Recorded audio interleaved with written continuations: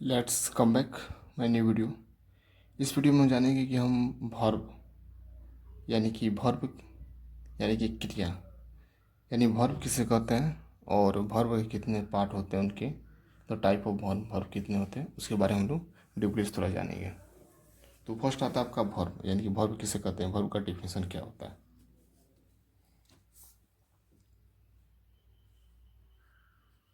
Verb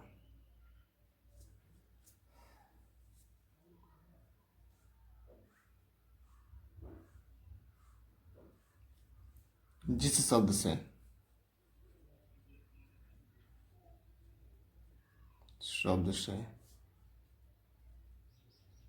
स्थिति और दशा का पता चलता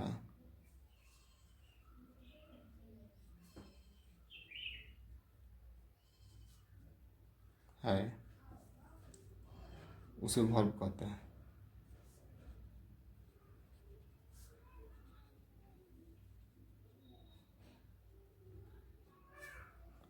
वर्ब का दो तरह से डिफिनेशन दे सकते हैं। एक होता है आपका जिस शब्द से स्थिति या दशा का पता चलता है उसे हम लोग वर्ब कहते हैं, और एक होता है कि जिससे सबसे किसी काम को करने या होने का बोध हो उसे वर्ब कहते हैं। एक होता है आपका फर्स्ट हो गया, एक होता है आपका जिस शब्द से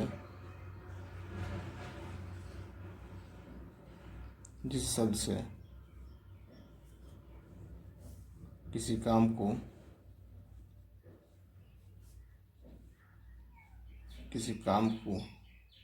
या कार्य को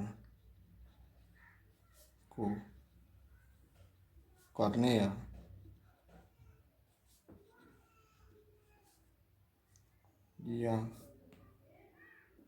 करने या होने का बोध होता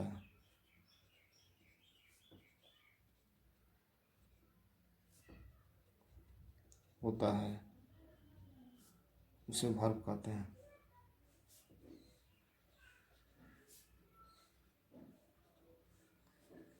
वर्ब कहते हैं। तो वर्ब का इससे देखिए हमने दो डिफिनेशन होता है। एक होता है जिस शब्द से स्थिति और दशा का पता चले उसे हम लोग वर्ब कहते हैं, और एक होता है आपका जिस शब्द से किसी काम को या कार्य को करने या होने का बोध हो उसे हम लोग वर्ब कहते हैं। अब आता है वर्ब यानी वर्ब शब्द की उत्पत्ति कहाँ से हुई, यानी तो जानेंगे कि वर्ब शब्द की उत्पत्ति कहाँ से हुई। तो वर्ब शब्द की उत्पत्ति आपको ग्रीक भाषा वर्बम शब्द से हुई है।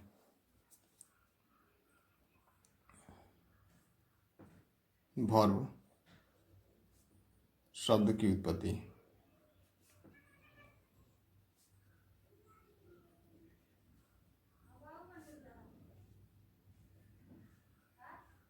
ग्रीक भाषा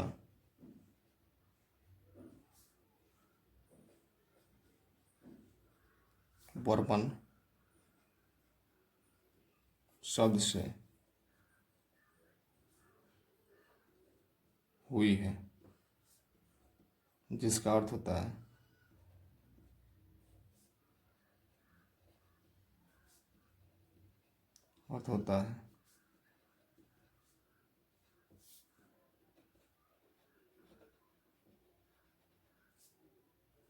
कार्य। यानी वर्ब शब्द की उत्पत्ति ग्रीक भाषा वर्बन शब्द से हुई है, जिसका अर्थ होता है आपका कार्य।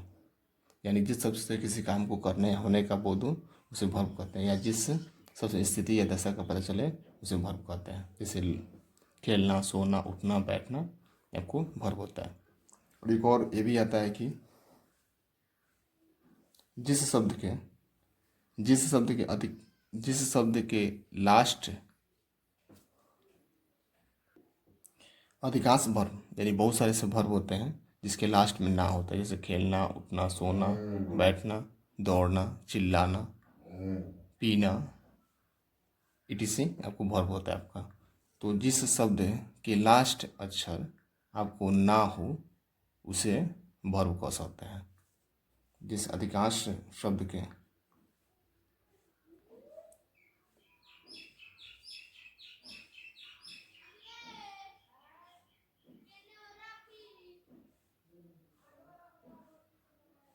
अधिकांश शब्द, अधिकतर हम लोग देखते हैं कि वर्ब में जो आपका वर्ब जो होता है उसके लास्ट जो अक्षर होते हैं वो ना से अंत होता है उसके, जैसे खेलना, सोना, उठना, बैठना, जाना, पीना, अधिकतर यानी शब्द जो होते हैं ना से शुरू होते हैं, तो उनको हम लोग वर्ब कह सकते हैं, यानी आपको क्रिया होता है आपका। यानी लेकिन ये भी नहीं होगा कि आपकी जो शब्द मिल जाए उनके लास्ट में ना हो तो उनको वर्ब कह देंगे, नहीं। मतलब संभवतः आपको ऐसा माना जाता है कि अधिकांश शब्दों के लास्ट में जो ना होता है तो उसके उसको हम वर्ब कह सकते हैं, जैसे खेलना, सोना, उठना, बैठना, जाना, etc आपको होता है। अब देखेंगे हम लोग कि वर्ब, वर्ब कितने पार्ट होते हैं वर्ब के। तो वर्ब के दो पार्ट होते हैं, एक होता है प्रिंसिपल वर्ब और सेकेंड होता है आपका हेल्पिंग वर्ब या एक्सुलरी वर्ब। तो प्रिंसिपल वर्ब के भी दो पार्ट होते हैं, ट्रांजिटिव वर्ब और इनट्रांजिटिव वर्ब। तो पहले हम जानेंगे कि प्रिंसिपल वर्ब किसे कहते हैं, इसके पहले हम जानेंगे वर्ब किसे कहते हैं, यानी किस जिस शब्द से किस स्थिति या दशा का बोध हो उसे वर्ब कहते हैं, या किसी काम को जिस शब्द से किसी काम को करने होने का बोध हो उसे हम वर्ब कहते हैं। अब वर्ब के दो पार्ट होते हैं, प्रिंसिपल वर्ब और एक्चुअली या हेल्पिंग वर्ब। तो इन दोनों के बारे में हम लोग बारी बारी से जानेंगे। तो फर्स्ट आता है आपका प्रिंसिपल वर्ब।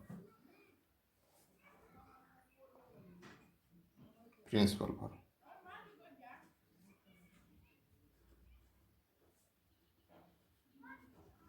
प्रिंसिपल वर्ब यानी कि प्रधान क्रिया। वैसा वर्ब,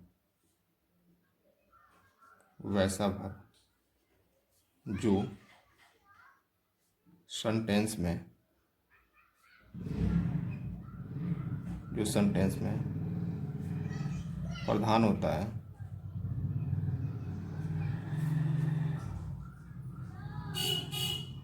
प्रधान होता है उसे प्रिंसिपल वर्ब कहते हैं।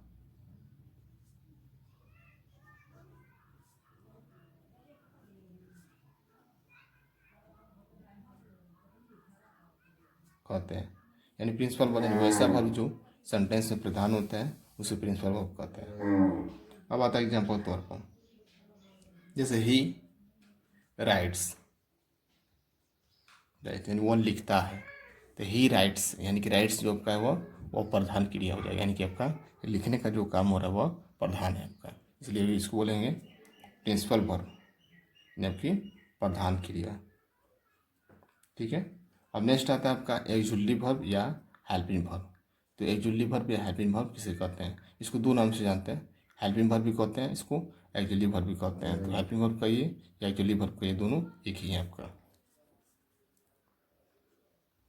हेल्पिंग वर्ब,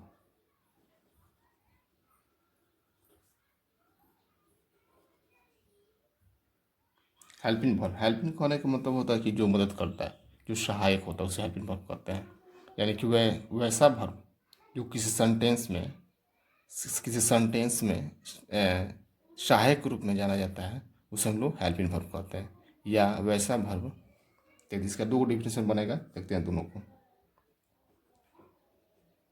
वैसा वर्ब जो किसी सेंटेंस में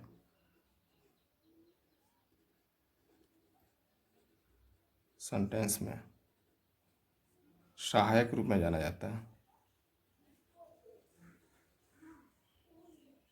के रूप में जाना जाता है उसे प्रिंसिपल वर्ब कहते हैं, उसे हेल्पिंग वर्ब कहते हैं।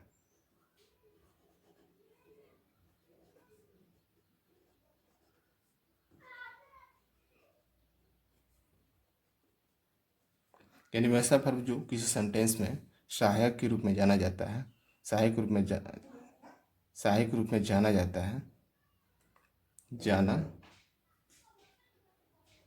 जाना जाता है, यानी वैसा वर्ब जो किसी सेंटेंस में सहायक के रूप में जाना जाता है उसे हेल्पिंग वर्ब कहते हैं।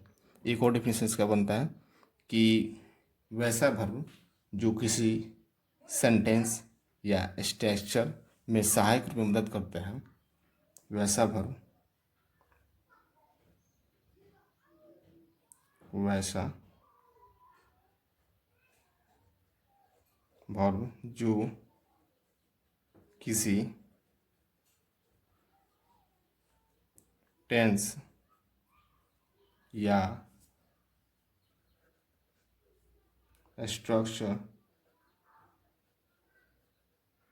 स्ट्रक्चर में सहायक रूप में होते हैं, सहायक के रूप में लगते हैं, उसे हेल्पिंग वर्ब कहते हैं। उसे हेल्पिंग वर्ब कहते हैं।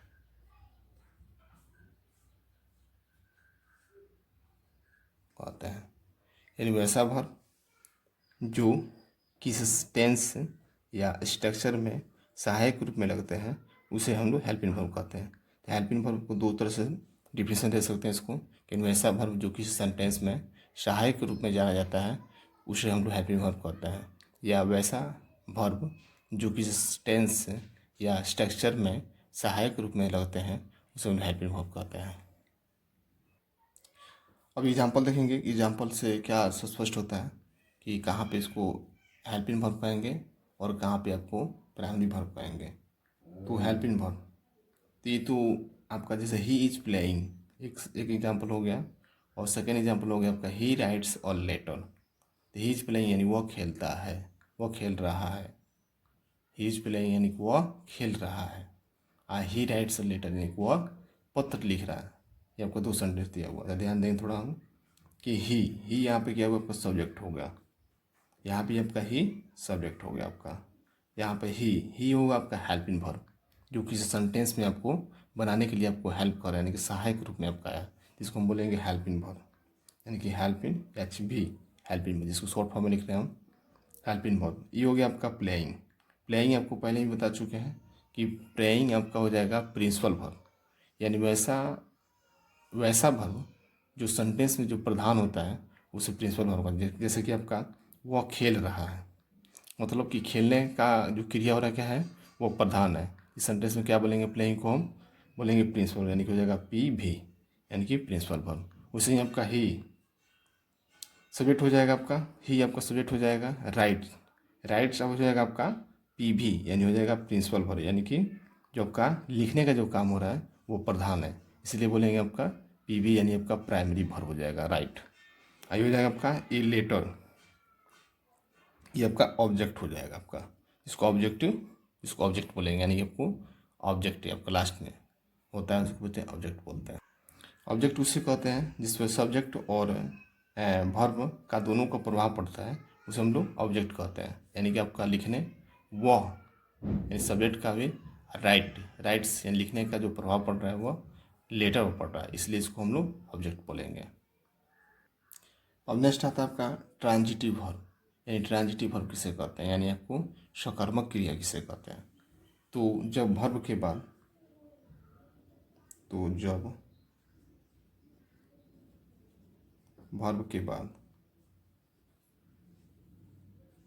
ऑब्जेक्ट रहता है तो उस वर्ब को ट्रांजिटिव वर्ब कहते हैं।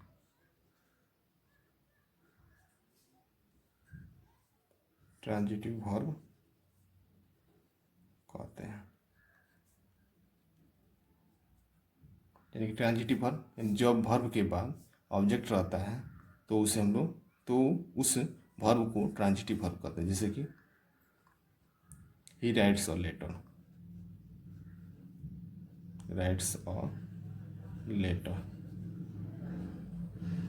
यहाँ ध्यान देंगे कि आपका वर्ब के बाद, यानी कोई भी वर्ब हो आपका, इस वर्ब के बाद यानी प्राइमरी वर्ब के बाद अगर ऑब्जेक्ट रहता है तो इस प्राइमरी वर्ब को हम बोलेंगे ट्रांजिटिव वर्ब बोलेंगे, यानी कि आपको ट्रांजिटिव वर्ब, ये आपको हो जाएगा ट्रांजिटिव वर्ब।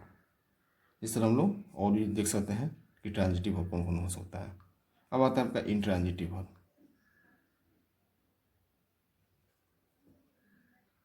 अब आता है आपका इंट्रांजिटिव वर्ब, यानी जब वर्ब के बाद ऑब्जेक्ट नहीं रहता है, तो उसे इंट्रांजिटिव वर्ब कहते हैं। जब वर्ब के बाद ऑब्जेक्ट नहीं रहता है तो उसे इंट्रांजिटिव वर्ब कहते हैं। इंट्रांजिटिव वर्ब कहते हैं।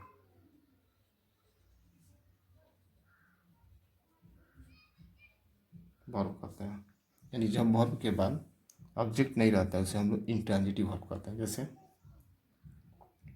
ही राइट्स, ही राइट्स यानी वो लिखता है, तो ये हो जाएगा राइट्स, यानी राइट्स क्या होगा आपका इंट्रांजिटिव वर्ब होगा, क्योंकि इसके बाद आपका कोई ऑब्जेक्ट नहीं है, इसलिए बोलेंगे इसको intransitive verb. Intransitive verb, intransitive verb हो जाएगा आपका। अब थोड़ा ध्यान देंगे यहाँ पे कि एक ही वर्ब का दोनों सेंटेंस में यूज हुआ है कि ही राइट्स और लेटर, यानी वो पत्र लिखता है, और ही राइट्स वो लिखता है। तो दोनों राइट्स यानी दोनों आपका राइट्स है, और दोनों में डिफरेंट है, कहाँ पे ट्रांजिटिव होगा और कहाँ पे इंट्रांजिटिव होगा। लेकिन एक ही वर्ब अलग अलग सेंटेंस में आकर आपको निर्धारित करते हैं कि कहाँ पे वो ट्रांजिटिव बना है और कहाँ पे वो इंट्रांजिटिव है वहाँ पे। तो इसको कह रहा है ही राइट्स और लेटर। ट्रांजिटिव के हिसाब से आपको